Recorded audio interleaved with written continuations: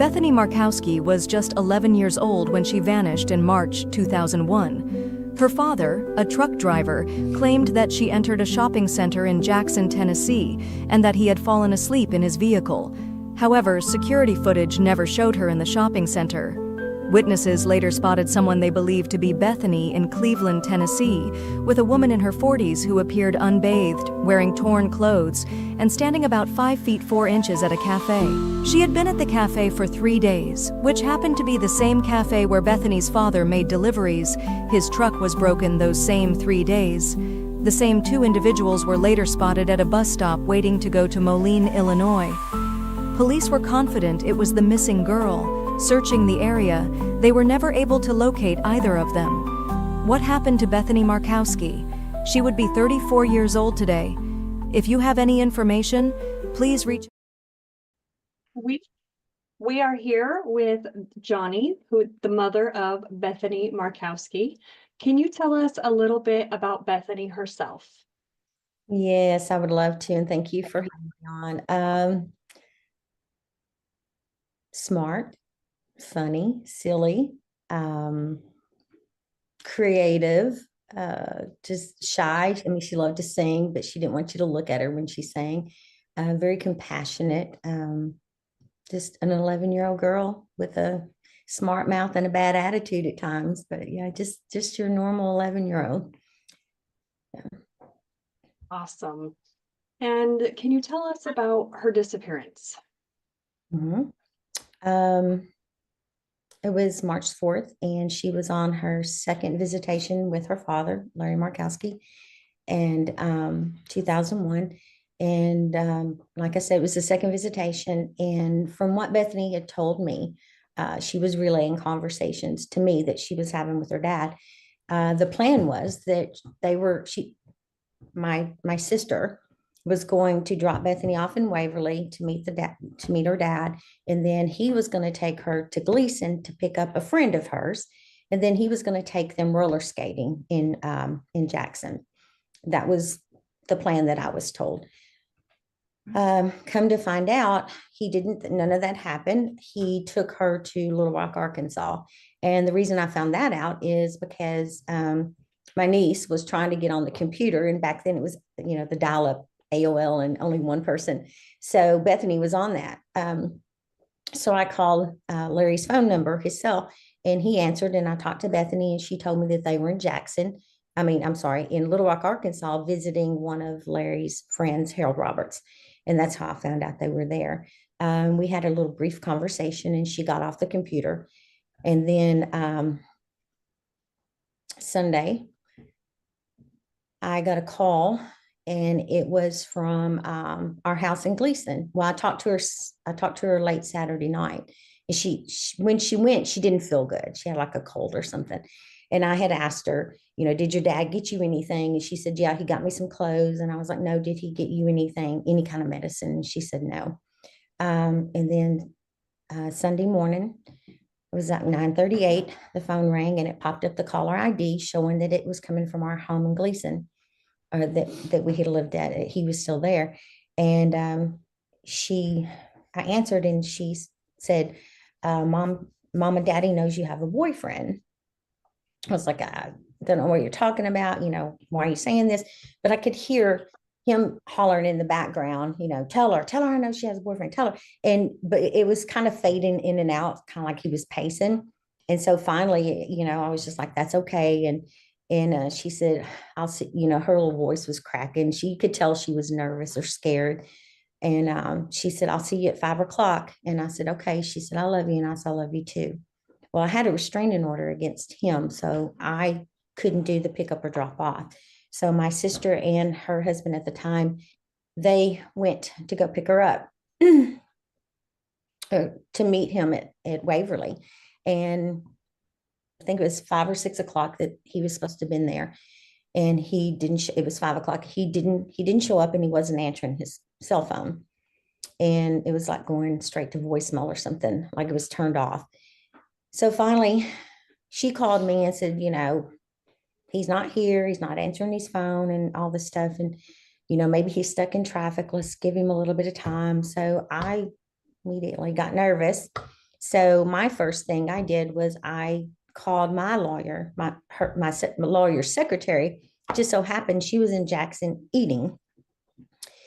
And I was just wanting her to know, hey, something's not right and I want to stop visitation or whatever I have to do.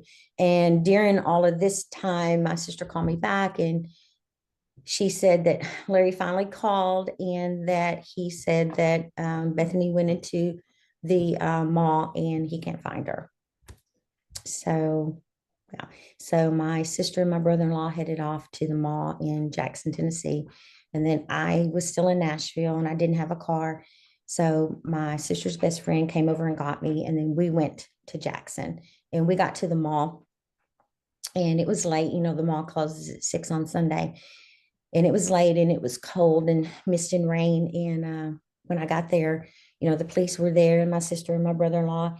And I saw Larry standing over on the side, you know, without a coat or anything on. And so the police came and talked to me and everything. And then we decided, you know, everybody was going to go to the police station.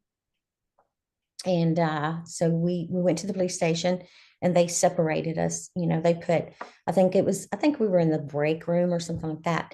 It was me and my sister's best friend, Diane, and my sister's husband. And then I don't know where they put him, but in between the time, his mom and his sister showed up at the mall, you know, hollering and cussing and stuff. And so I don't think they went to the police station. I never saw them there. But we were there for several hours. And I remember one of the police officers coming through and stopping. And he said, you know, every single time I come through here, y'all are crying or praying or something. He said, I've had to wake him up 3 times to ask him a question. And then, you know, I told you it was cold and misty. And they brought me her bag of clothes to see if I knew of anything that was missing. And he described her as wearing a short sleeve t-shirt, jeans, and some black pants, black shoes. And so the very first thing I pulled out of the bag was her jacket. So that was just, you know, the thought of her being out there somewhere without a jacket and cold and scared. And honestly, my sister was telling me, you know, later on that her and her husband as they were coming to Jackson, they thought, well, maybe she's scared and she's just hiding. And when she sees us get out of the car, she'll come out of hiding. And, you know, and she didn't. And then, you know, I was thinking the same thing, you know, she's scared. And as soon as she sees me, she's going to know she's safe and everything's okay. And she never came. So.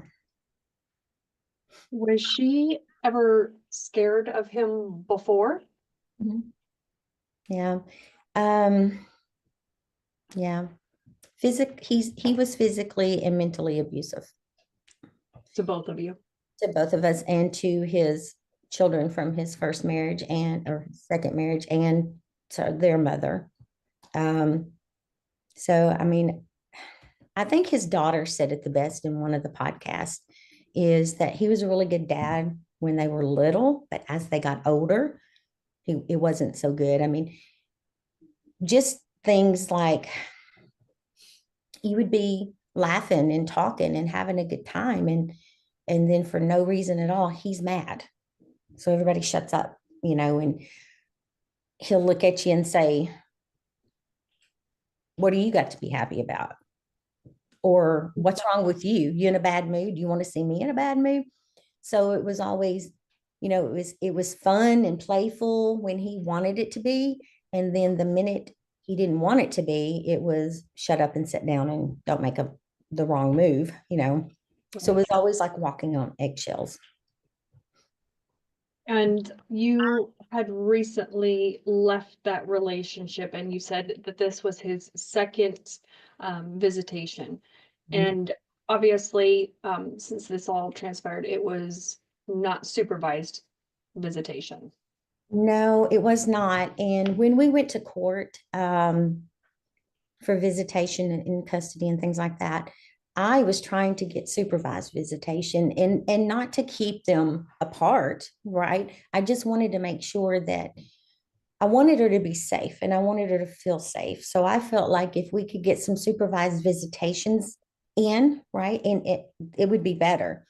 But yeah, it didn't go that way. He got unsupervised visitation. And the first visitation, I think, went pretty good.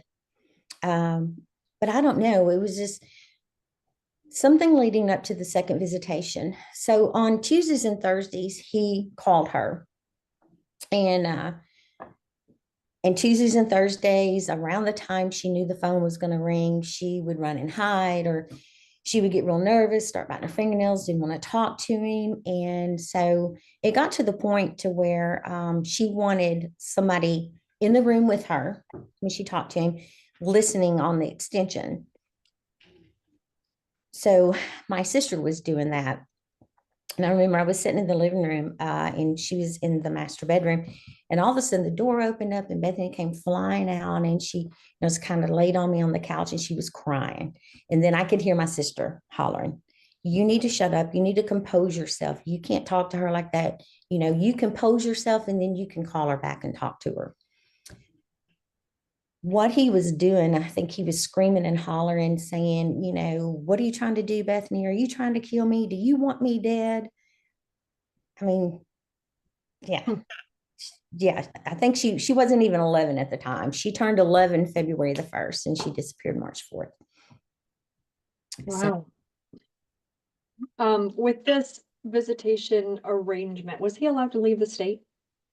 he was not, nor was I. And it was confirmed that he did go to Arkansas and visited Harold Roberts. Mhm. That was confirmed. It was confirmed. Yeah. Yeah, it was confirmed. I mean, but really there was nothing at the time I could do about it because she disappeared that weekend. So the fact Was that, he? sorry, Sorry, go ahead. the fact that, I mean, had she not disappeared, yeah, I could have done something about that. But her disappearing outweighed wherever he took her. Right, right. So because of her disappearance, he was never charged or anything like that for taking her across state lines. Nope. Okay. Um, then it was said that he took her to the mall and that there was a girl that she had met up with there named Hillary, right? Yeah. We had lived in Jackson for about a year. I think Bethany might have been in the third grade. And we lived in a townhouse on Christmasville Road, and a couple of houses down was Hillary. Hillary and her mom and dad and her little brother, and they became friends. So the story was, when my lawyer's secretary, when she got over to the Jackson Mall and she was asking, well, my sister called me and said, he said that she met her little girlfriend Hillary, and they went into the mall.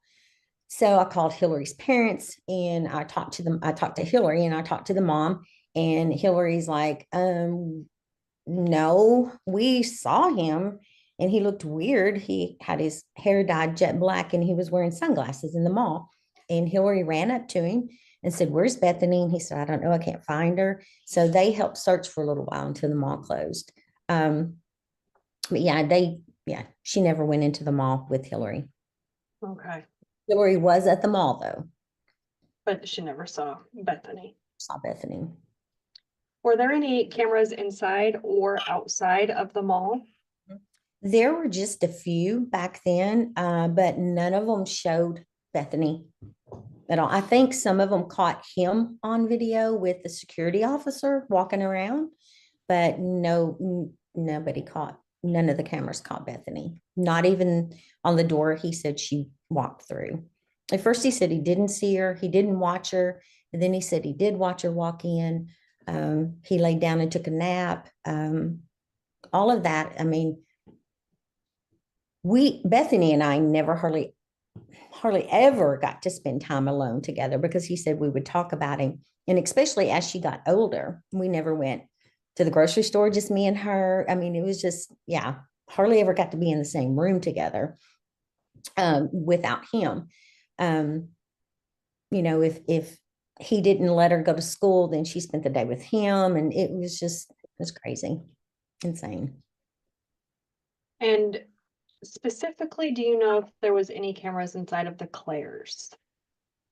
I don't know if there was. Okay, all right. Didn't hear if there was. And she didn't have her own phone. She did call from his phone. Is that right? When she called me that morning, it was from our house. It was from the house phone in Gleason. But we did find out that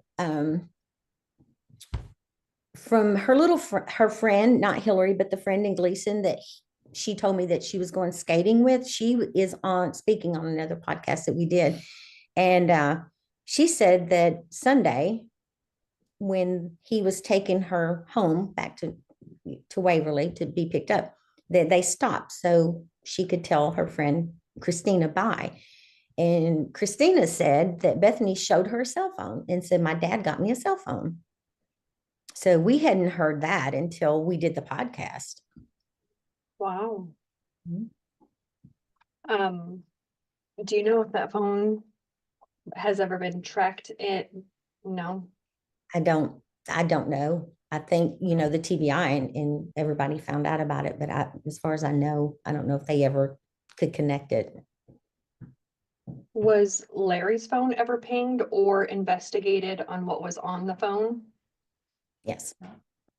And nothing that you know of that would be helpful to the case at all? I don't know what all they found. I do know that the day that Bethany disappeared, that his cell phone pinged off of a cell tower in Natchez Trace, which was closer to Nashville than he should have been. So you're from Nashville. So Mhm. when he was, I think it was Mike Holt from the Jackson Police Department, asked him why, if you were here, why did you go back to Jackson? And he said the other direction. And he said, because Bethany wanted to go to the mall. And that day around noonish, Bethany did talk to her sister Jenny on the phone, on Larry's cell phone, and she said that when she was talking to Bethany, that she could hear Larry in the background saying, "Tell Sissy I'm taking you to the mall." And it was a very short phone call. And after that, he turned his phone off, and he did not turn it back on until he contacted my sister to say Bethany was missing. Okay. Oh, he never called her. I'm sorry. He finally answered when she called him Oh, okay, okay, so she, several times. okay. Going back, was Harold Roberts ever questioned at all by police? He was questioned and they searched his home and his vehicles, and yeah. Okay. Then were there any, during that time or after, were there any ground searches around the mall? Or anywhere around Harold Roberts' house? They did search Harold's house and And under the house and everywhere. He said the attic and everywhere. As far as from what I heard, they did do a ground search around the mall, and that's when they found the shovel in the cemetery behind the mall.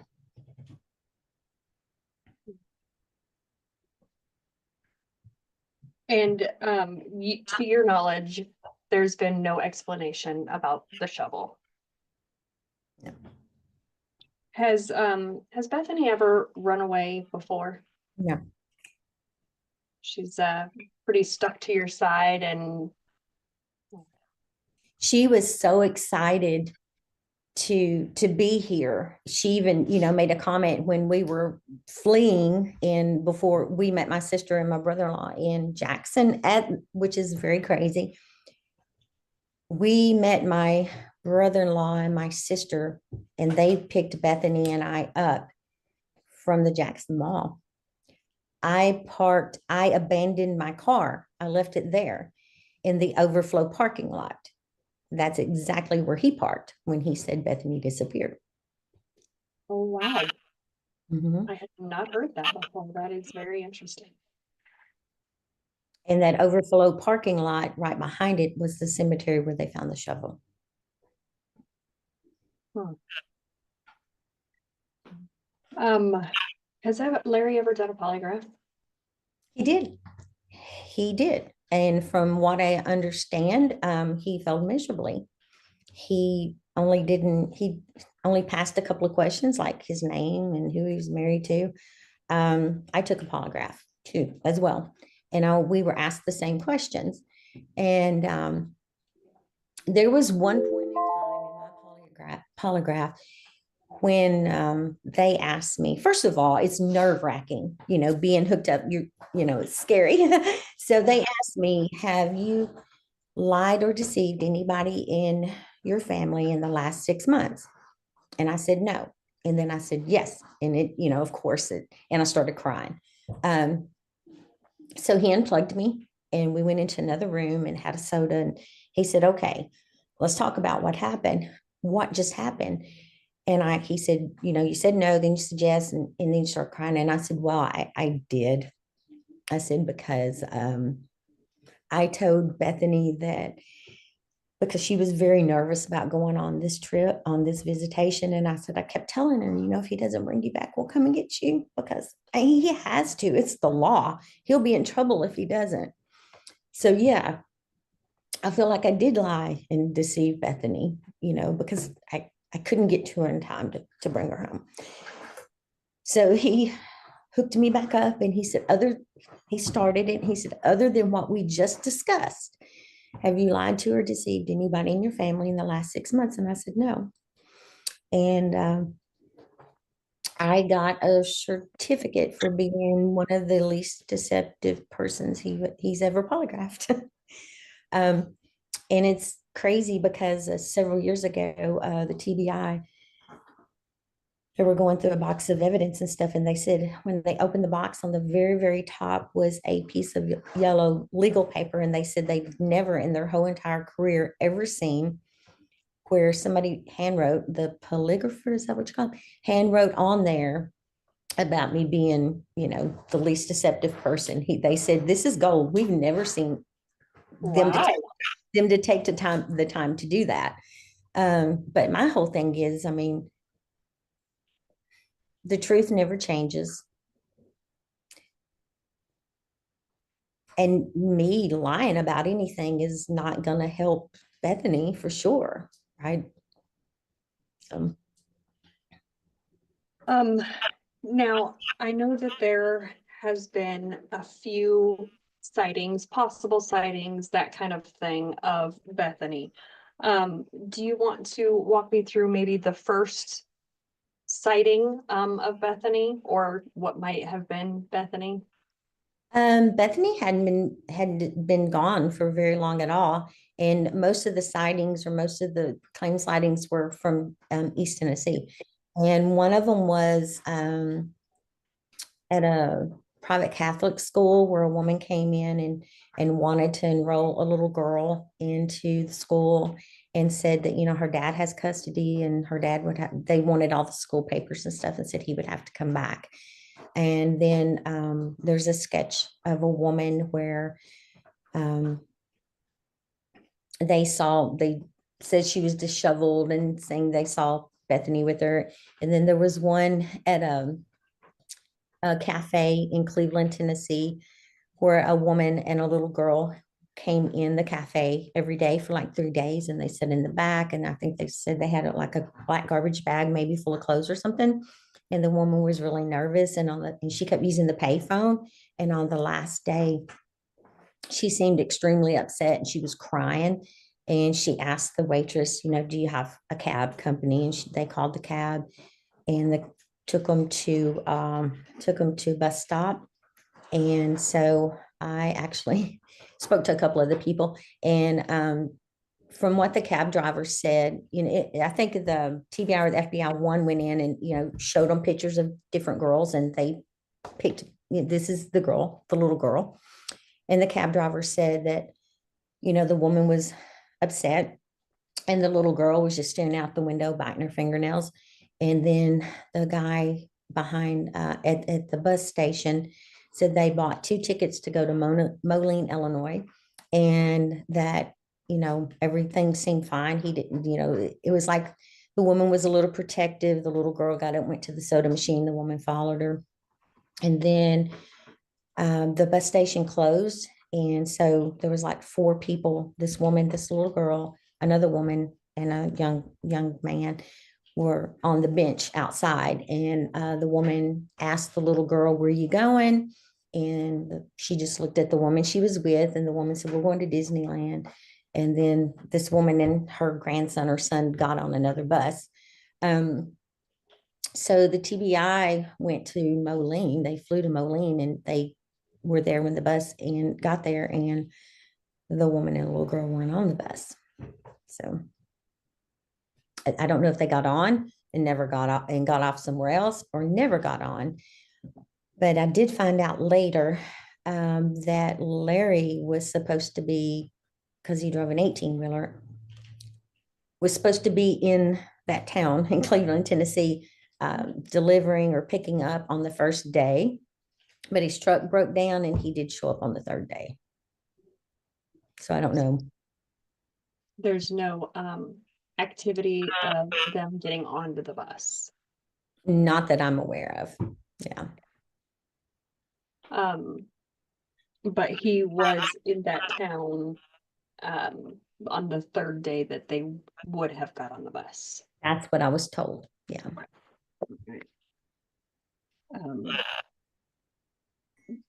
There was also a girl claiming to be Bethany a little bit later on.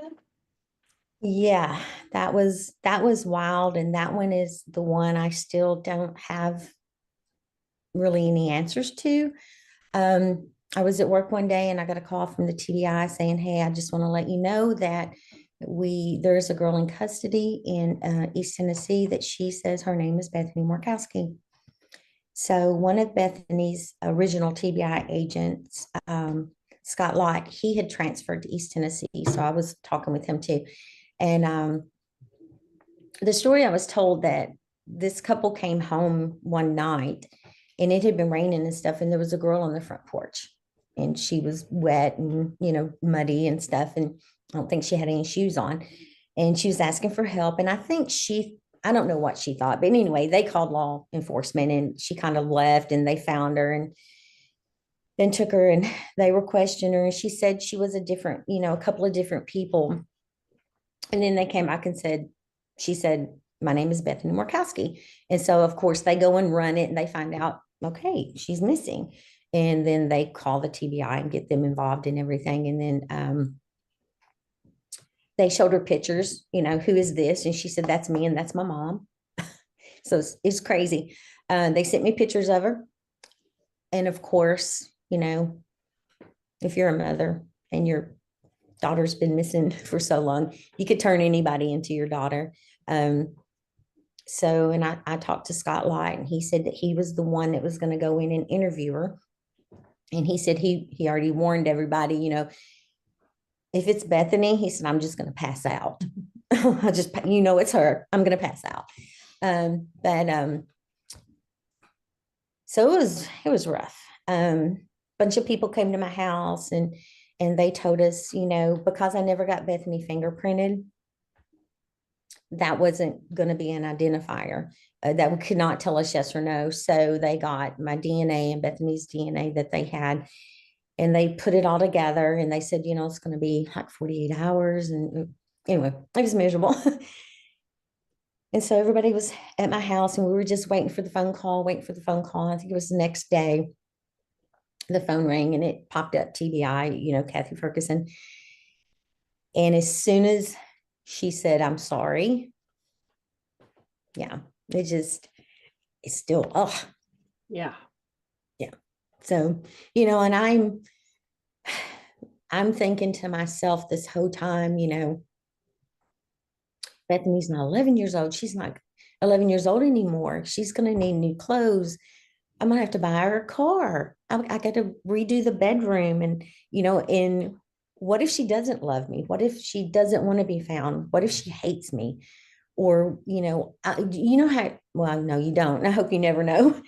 You go through all of these emotions and you're trying to figure it out.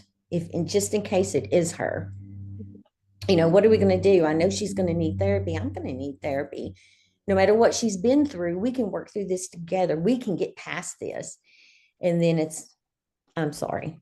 Yeah. And then it was just why? Why would somebody do this? And how did she just get Bethany Markowski? That is not a common name. And so, And to point you out and say that that's my mom. mhm. And so I was talking to Scott Lott, and he's like, we can't make her, she stopped talking. We can't make her talk. We cannot make her talk at all. And it's not against the law to lie, which I think is stupid. It should be against the law. Um, but anyway, he did tell me that she got transferred to a facility, mental health facility. So I called up there, and I told the woman that answered the phone, do you have a so-and-so there? Because they gave me a name.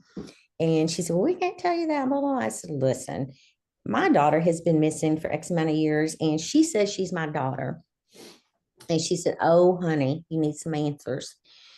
And I said, so that told me she was there. And I said, will you tell her caseworker, whoever, give her my phone number and just please contact me. Ever heard anything about it. So I still to this day, how did she get Bethany's name?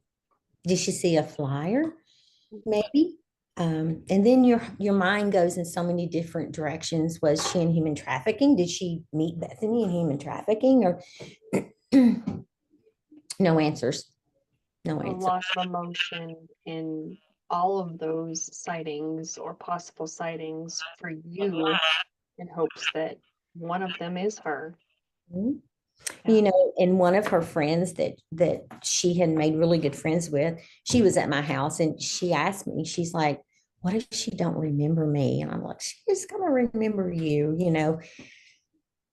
And then my niece Jordan was asleep in the bedroom, and it was just crazy because of course I'm wailing, and then it was just not good. But a lot of this is my fault.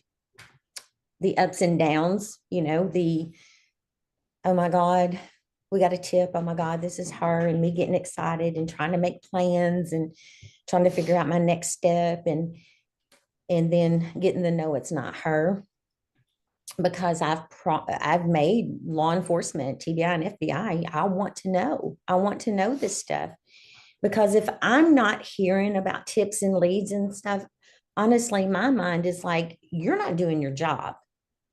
So, Tell me and everything. I need that. I still need that. I need to hear the good stuff. Even if it turns out bad, it just gets my hope going. Absolutely. Yeah. Was Larry's van ever searched, and can you tell me a little bit about that?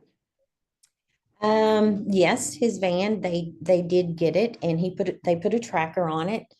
Um, from what I've heard, by the time they got it, he had like shampooed the carpet, and they did pull out a few items, a blanket and a pillowcase that had like little specks of blood. When they asked him, of course, Bethany's DNA is going to be in the van. We know she was in the van. My sister saw her physically get in the van, so fiber, hair, and things should be in there. When they asked him, was there any reason that her blood would be in your van? And he said, yes, she sat on a thorn. Hmm. Mhm. Had to been a big thorn. Right. Yeah. And do you know where in the van that blood was located at? It was on a blanket and a pillowcase that they took. Yeah. And it wasn't a lot. It wasn't like a pool of blood. It was like, how you maybe sling your hand in water droplets or something. So, Did they took possession of the van then? and then he got it back. And do you know where the van is currently?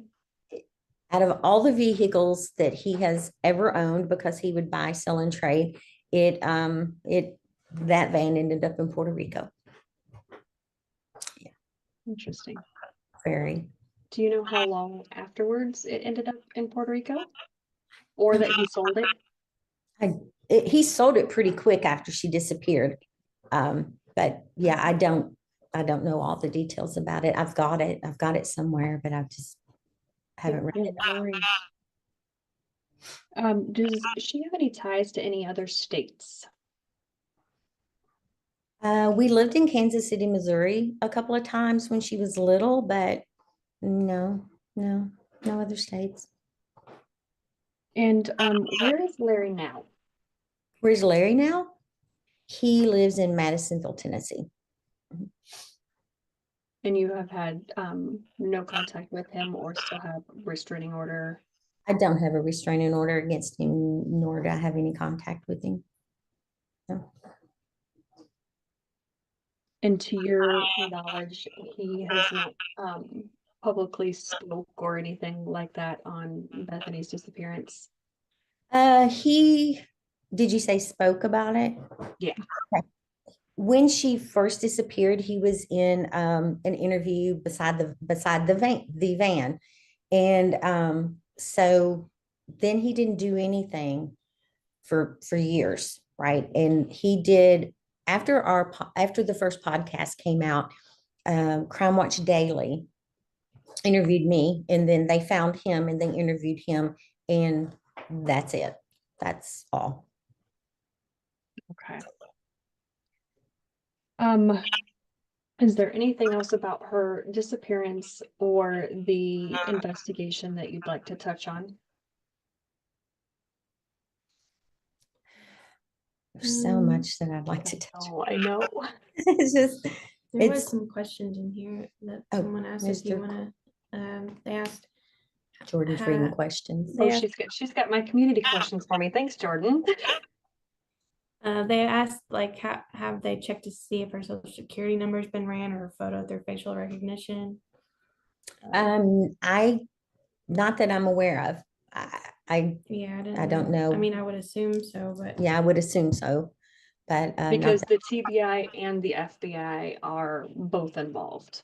yes, right. Okay.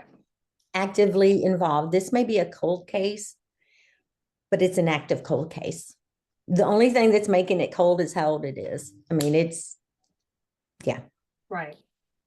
And Harold Roberts did talk about like how Larry was acting that night before, like his behavior and all that. Yeah, Harold did talk. He spoke on another podcast, and he talked about how Larry was acting strange, and it was like he didn't want to leave Bethany alone with them, or that he acted kind of like he was scared Bethany was going to say something, and then like in the middle of the night, all of a sudden he was done. He was leaving. He grabbed Bethany, said, "I'm going home. We're going home." And then he had made a comment that he was going to Mexico and he was going to drop the van off, and that Harold could have the van. And Harold told him, they'll find you. They'll come to Mexico and find you. Just stop talking like that. And but yeah, he was. I think he even came there. I think Harold said the reason that Larry went there in the first place was to meet a woman.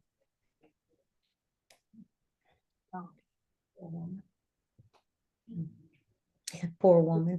It didn't work out, so he left. Is there any other ones, Jordan?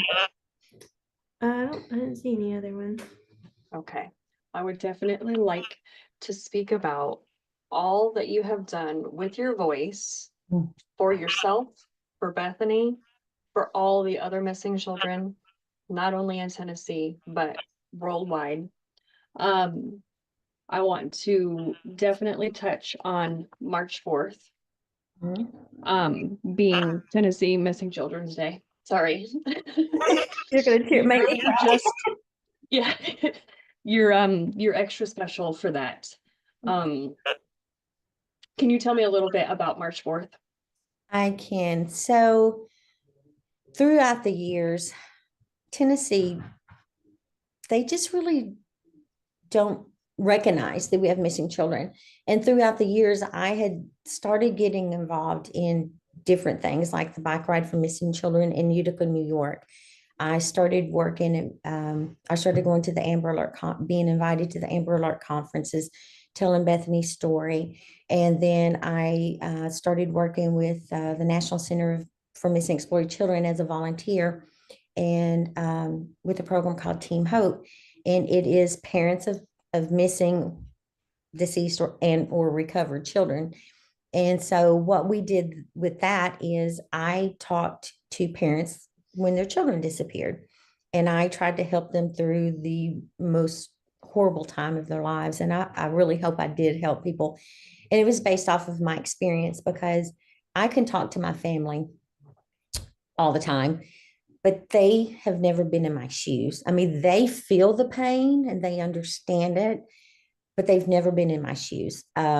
So being able to talk to other parents and say different things that I did that helped me, I hope it helped them. But I work for a power wheelchair company, and it just so happened we had a state representative, Darren Jernigan, that worked there as well. And I saw him one day and he said, "Where have you been?" And I said, "Been in New York for Ride for Missing Children." And I had, people on bicycles riding 100 miles with my daughter, with Bethany's picture, right? And they rode for her. And and so we were on a family bus, and we cheered them on, and we stopped at schools, and I was telling him about it. And I said, Tennessee does nothing. We have nothing, absolutely nothing for missing children. No day. We don't recognize that we even have them. So he said, "Well, let's change it." I said, "Okay." So we got a resolution the first year. And so had to go and speak, and, that was nerve wracking. But, I spoke to, the state representatives and stuff, and the looks on their faces when I started telling them the numbers just in Tennessee, they seemed shocked. They even came up and said, "Oh, we did not realize this." But before that, we, on the day Bethany disappeared, we would have a vigil, right? And it was Bethany. March the 4th, it was her day. And we would release balloons with bookmarks with Bethany's picture. If you found this, please let Johnny Carter know where you found it, because I was interested in how far it would go. Because to me, that way I would touch more people than I ever could, right? This is before Tennessee Missing Children's Day. And I started getting replies back, from 900 miles away, and with them taking pictures of the bookmark. One guy was plowing up his field and he saw the balloon and he got out, took a picture, and saying, "This is hanging on my rearview mirror. This is in my Bible." And so I touched people, right? I didn't, Bethany touched them. So they started Googling, and, and then, so going back to Darren, he said, "Well, we'll do this. We'll get a resolution." So we did. And so he said March 4th. And I was like, that's kind of Bethany's day. And he said, "It's because of Bethany we're doing this." So March 4th turned into Tennessee Missing Children's Day. So we started doing big events like that, doing free fingerprinting. I had people from the National Center for Missing Exploited Children would come in and talk about missing children with autism and different things like that. And the FBI came in and spoke, and just But different. It's not a resolution, it's a law now. Yeah, that was a resolution, right? And I think, if I remember right, you're supposed to you have a resolution for a couple of years until it gains, and then you have to go back and get a bill passed. But it was the next year. We had a really good turnout, fingerprinted some kiddos and stuff, and did the balloon release. So it was coming up on the second year, and I told Darren, I was like, "Oh, I want a bill. I want it to be a bill." And he said, "Okay, let's see what I can do." So he said, "Okay." He said, "I told him she's not going to let go. So let's just do it." So the next year it became a bill. So very excited about that. And it's a really hard thing to get off the ground, right? It's hard for me to promote it, or me and my family. It's not just me. I mean, I got a lot of people behind me. It's hard to get somebody else in another part of Tennessee to say, "Okay, let's do something for March the 4th in West Tennessee and East Tennessee," So it's it's here. It's in Nashville. We're gearing up and making plans for the one this year. So I'm excited to get it started. We didn't do it for many years. The first year we did not do it was the tornado hit and then the pandemic hit. So, Right. but we're gearing back up. I'm ready. I'm excited about it. This year, I'm hoping to have a couple of parents of missing children Wonderful. speak. Yeah. And you also, on the website, and I know Jordan helps with this part as well, on the importance of fingerprinting your children. And I like to reiterate that it's not that you're sending your children's fingerprints into law enforcement. It is like keeping it like their birth certificate, Exactly. keeping it with yourself. And I'd love if Jordan would like to tell us a little bit about that, or if you would like to tell us about that. I just know that that's her specialty. I'll tell you why it's so important to me is because, growing up raising Bethany and the other kids in a small town, you say to yourself, anybody gets them, they're going to bring them back, and there's no sense in doing it. But the Moline, had we had Bethany's fingerprints, we could have maybe got one of the glasses she was drinking of. I might not have gotten her back, but I would have known for sure if it was her and what direction she was moving in. And then the whole thing, I would have never ever gotten a call from that woman that said she was Bethany. I would have never gotten a call about that. I would not, me and my family and all of us, we would have not gone through all of that pain because it would have been proven pretty quick through fingerprints that it wasn't Bethany. And as far as Jordan, I turned everything over because we get so many people, and I would go down rabbit holes for days, people messaging saying, that they are Bethany. And it really did a number on me. I would get so invested, and I'm like, this one story is this girl, she's messaging me and she's being held, and she's Bethany, and she's in, I think it was Texas, and she's in a hotel room. And it took me a couple of days to realize, if you're texting me, why aren't you texting law enforcement? Because I already called the FBI. They already called the Texas. They're already going around the hotel looking for this woman. And then I'm like, well, how dumb am I? But I wanted to be her. Mm-hmm. And they did find the woman. They did find her. And she was, anyway. Yeah. Yeah. So I told Jordan, I mean, we even had somebody change their name to Bethany Markowski on Facebook, saying that they were Bethany. Recently. Here, I will let Jordan tell that story. Yeah, well, don't want to give her too much attention, but yeah, there's a lot of crazy people, so she just wanted to be able to hand over the messages to somebody else who could respond to them, and that's basically what I've been doing. And Johnny's really the one that has driven the whole fingerprinting thing. Like that's like her like main cause that she wants to get behind. So I've just helped her with creating. We created like a PDF file that's printable that people can use for their own records and put it on our website. Our website is like under maintenance right now, so you can't get to it right now, but it'll be back up soon. But yeah, that's mostly what I've helped with. And so on the website, you can print off a guide to taking your children's fingerprints. Yes, it's a, you can go to it once the website's back up, you can print off the PDF file, and it's just got little places for you have to get your own ink pad, but you can find those on Amazon, and you can put your kids, and then you just keep it with their records and keep it safe, and you can update it, and it has instructions for how to do that. But you can also find a similar PDF file like that online just by searching like child ID fingerprint kit. I think NCMEC has that on their website too, where you can download it and print it off. And then social media is also, I take care of the messages and the website and just social media stuff, and the store selling the t-shirts, t-shirt designs, stuff like that. Okay, and besides the website, the Facebook page, can you tell us what the Facebook page is? Yeah, it's Help Find Bethany Markowski. Wait, how long have you had that Facebook page? I have had it for years and only had just like, I don't know, maybe 12 to 1500 followers. And now It's grown a lot, especially in the last year that we've been like consistently putting stuff out there. And we've just like our goal has been to reach out to like people like you and different podcasts, like and just do as many as we can that she wants to be available to interview with whoever wants to talk to her about the case.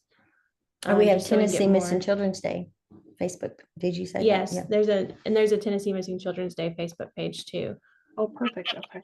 Yeah. And you post. We have been posting like missing children's flyers. I haven't posted any recently, but I'll get back into doing that. Just kind of like took a break from it and trying to like decide what direction we want to go with it right now. But yeah. And the goal is to keeping Bethany's name out there, keeping her story out there, and doing everything possible to bring her home. You know, no child, every person that's missing is somebody's child, and no one deserves to disappear. And every single missing child out there, whether they're an adult now or not, they deserve to be found. And I've always said this, and I believe it with all my heart. In most cases, it's going to be people. It's going to be people listening to this podcast that are going to get so invested in Bethany's story that they are just going to deep dive and search and everything. And they're going to come up with the one thing that everybody else has missed, that law enforcement has missed. Plus, we can do more than law enforcement. Yeah, absolutely. Absolutely. So if anybody has any information or anything, please call it in, reach out to the Facebook page, anything, and any link that can be brought out, definitely bring it out. Yeah, share. Absolutely. Well, I want to thank you from the bottom of our hearts for taking this time and being Bethany's voice, speaking up and sharing your time with us. I really, really appreciate you. Thank you for inviting us on the show. Thank you so If much. there is anything that we can do going forward, you just let us know. Sure will. Thank you. Thank you. Meeting you. Yeah, it's a really nice meeting.